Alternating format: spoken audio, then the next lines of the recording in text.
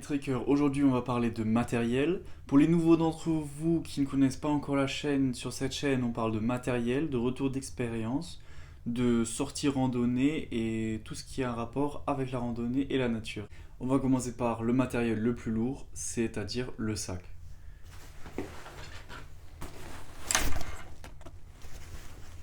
Pour ma part, j'ai un Deuter Air Contact Pro 60 plus 15 qui pèse environ 2,8 kg.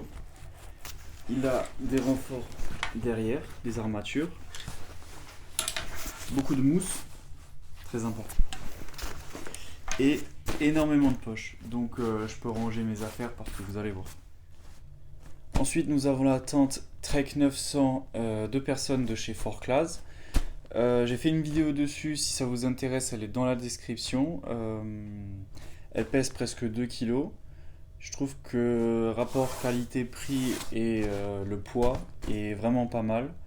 Je l'ai utilisée déjà 2-3 fois cette saison et elle tient vraiment très bien. Ensuite, le couchage. Donc j'utilise un matelas de chez Situ Summit, le Etherlight XT Insulated, qui pèse environ 500 grammes. À l'intérieur de la poche, j'ai rangé un petit coussin. Coussin exprès derrière de chez Situ Summit pour accrocher sur le matelas avec un système de scratch qui est collé sur le matelas que vous allez voir. Ensuite, dans la poche de rangement du matelas, nous avons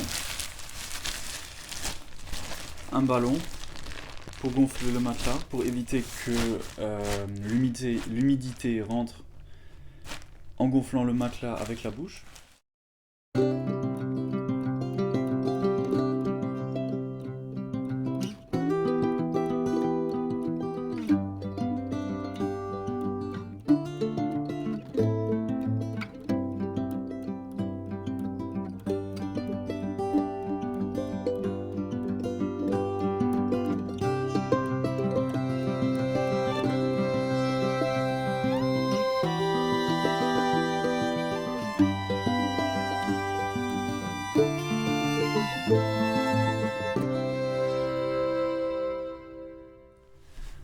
Ensuite, tout en restant dans le domaine du couchage, je dors dans un Millet Alpine LKT 900 qui pèse environ 900 grammes. C'est un duvet avec une température de confort de moins 5 degrés. S'il y a vraiment une chose qu'il ne faut pas négliger, c'est le couchage, tout ce qui est duvet, matelas, parce que avoir froid la nuit, c'est pas bon pour la récupération de la journée et il est vraiment important de pouvoir dormir correctement et au chaud aussi.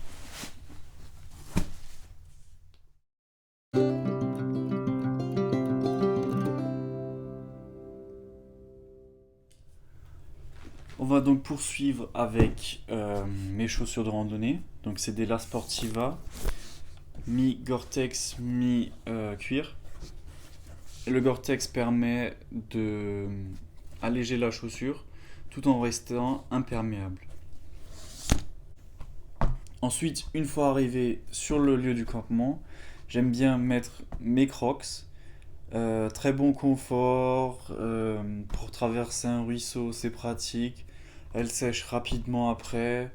On les met 5 minutes au soleil et elles sont sèches. Donc je vous conseille vivement de vous prendre des Crocs ou des chaussures avec des trous où l'eau peut...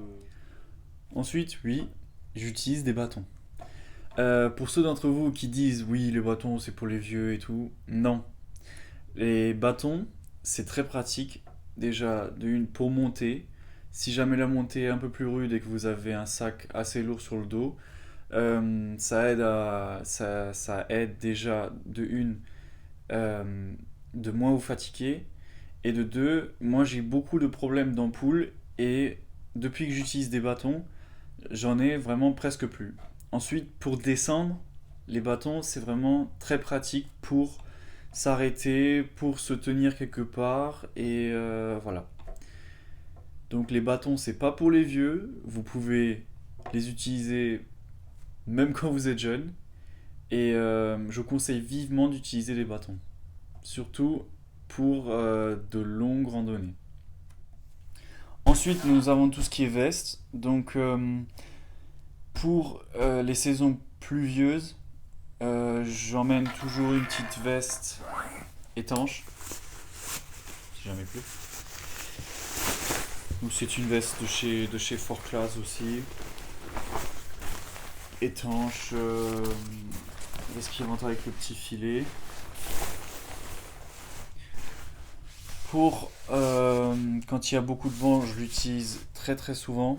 Quand il y a beaucoup de vent, quand on monte à une altitude assez importante, j'ai ma petite doudoune de chez Fort Class également.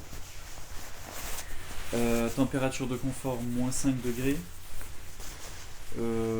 Très légère, compacte, se range dans sa propre poche. Très pratique aussi, une fois qu'on arrive sur le campement, on enlève tous les habits sales, trempés, on met sa petite doudoune et on se sent déjà bien mieux. Ensuite, quelque chose que je n'oublierai plus jamais, mais c'est quelque chose de tout simple, tout léger. C'est le meilleur matelas que j'ai jamais vu. C'est un petit matelas que vous pouvez utiliser comme coussin. Bon, pas très confortable. Mais si jamais vous voulez vous asseoir autour du feu sur un caillou ou quelque chose, de un, ça vous isolera du caillou, vous n'aurez pas les fesses froides. Et de deux, bah, c'est de la mousse, ça se casse pas, c'est pas cher et ultra confortable. Plus jamais je sors sans ça. Ensuite, nous allons passer à tout ce qui est hydratation, que ce soit durant la randonnée ou pour le bivouac. Donc, j'ai une petite poche de 5 litres une fois arrivé sur le lieu du campement. Si la source est un peu plus loin, on prend cette poche, on la remplit et on en a pour la soirée, pour le matin. Ensuite, durant la marche, j'utilise des flasques, souvent utilisées pour le trail en montagne. Je les accroche à mes bretelles et une fois que j'ai envie de boire, voilà, facile. Ensuite, j'ai toujours une petite gourde, donc j'utilise souvent des flasques. C'est pratique, une fois que c'est vide, vous l'enroulez, vous le mettez dans votre poche, facile, léger. On va donc poursuivre avec mon kit cuisine. J'ai la Tox 750 ml, le petit BRS 3000 et avec le pied pour la cartouche de gaz. Dans la description, je vous ai mis le lien de ma vidéo où j'ai présenté tout mon kit cuisine. Vous allez retrouver les caractéristiques et un essai sur le BRS 3000. Ensuite, un petit gobelet un petit gobelet thermos pour une petite soupe ou un petit thé le soir. Le X-Ball de chez Sea2 Summit qui pèse 80 grammes, donc très léger. On peut le plier, on peut le mettre dans le sac, c'est facile. Et finalement, après, un petit pare-vent si jamais je pars pendant les temps pluvieux ou où il y a beaucoup de vent. C'est toujours pratique pour avoir le maximum d'efficacité du petit réchaud. Tout mon kit là pèse aux alentours de 500 grammes. Donc ce qui est vraiment pas mal, c'est assez léger. Faut aussi penser que des fois on n'est pas obligé d'emmener le pare-vent, même si c'est assez pratique. Donc on peut se servir d'autres choses aussi comme pare-vent, comme par exemple des cailloux. Et puis voilà, mon kit cuisine. Dans mon petit kit cuisine, j'ai mon petit filet.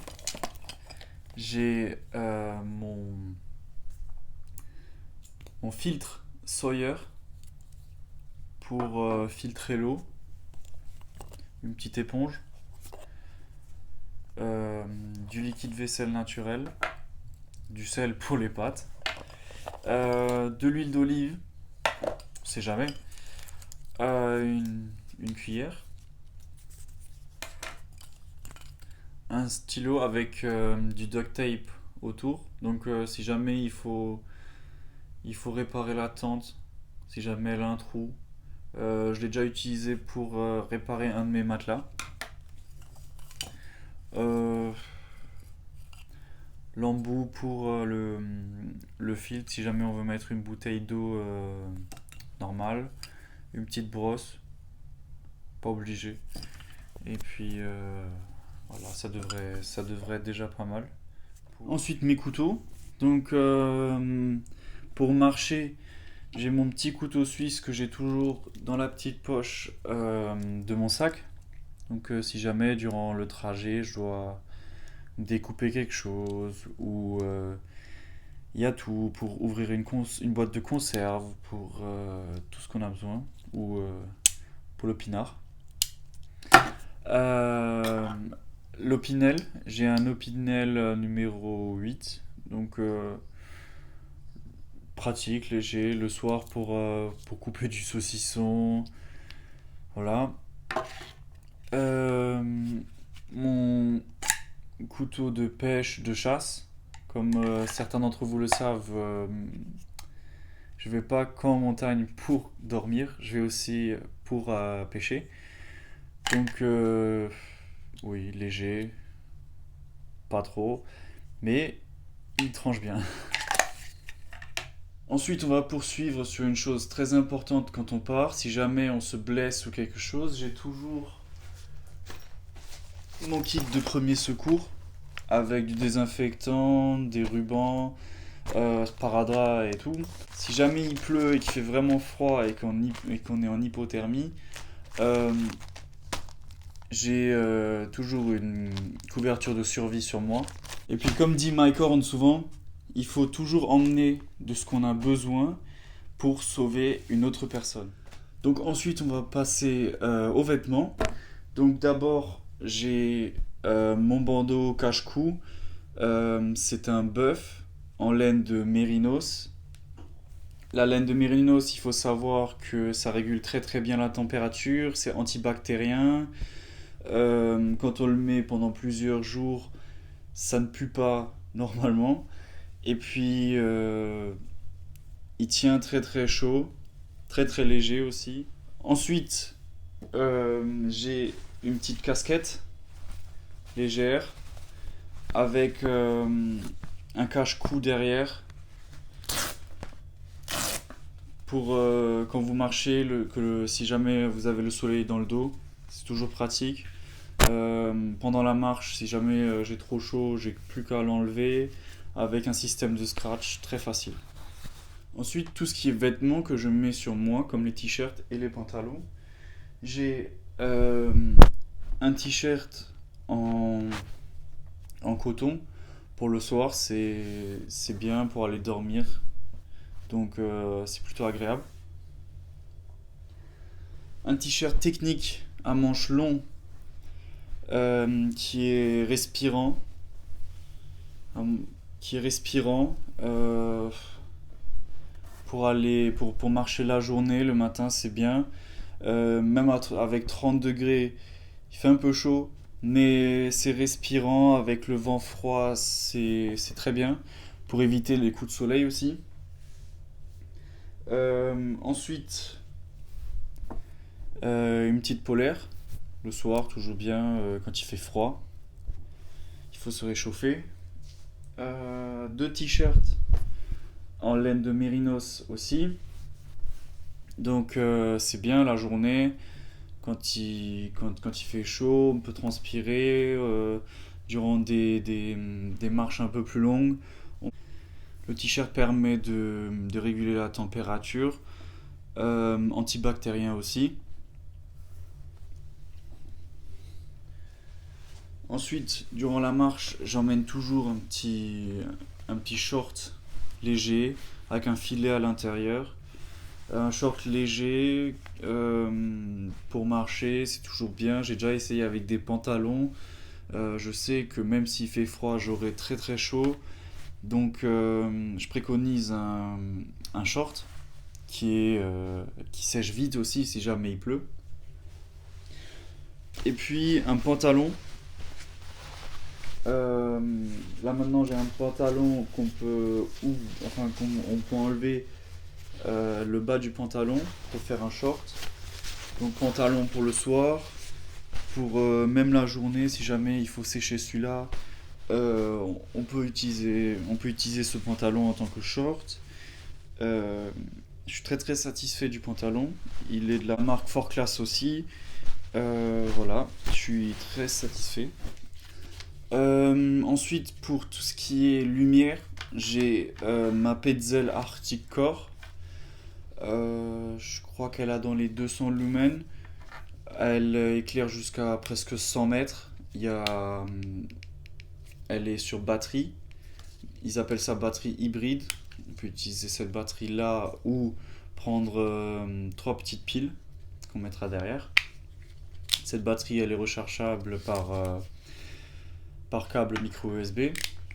Il y a trois modes avec un mode rouge pour éclairer en cas quand vous êtes entre vous pour pas éblouir les autres ou qui donne aussi un signalement. Voilà. Donc si jamais cette vidéo vous a plu et que vous voulez soutenir la chaîne, abonnez-vous, lâchez un pouce bleu. Si vous voulez vous abonner à la chaîne Instagram, le lien est dans la description. J'espère que vous allez bien et que vous allez passer de bonnes randonnées cette année. Allez.